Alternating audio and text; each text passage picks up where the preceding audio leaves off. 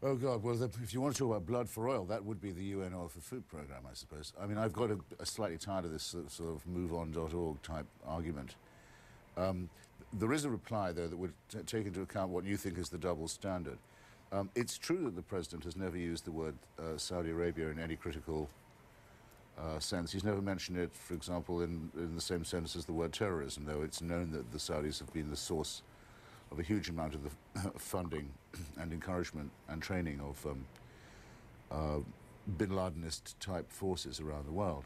However, though it can't be, so to say, announced publicly, removing Saddam Hussein was a form of putting the Saudis in their place. The Saudis, if you remember, were very opposed to this operation. They wouldn't let American soil be used for it. American forces had to be moved to Qatar in order to take part in the liberation of Iraq. And if Iraq's oil industry is recuperated, which we very much hope it will be for the sake of the Iraqi people, it'll be quite a blow to to Saudi Arabia's existing monopoly in the region.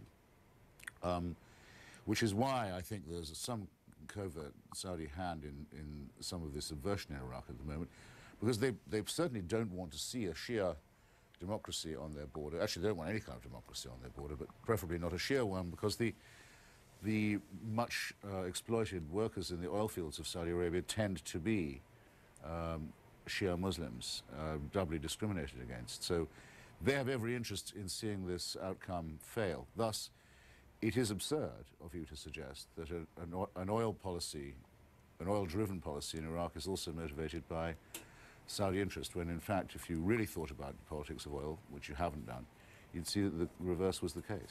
Mr.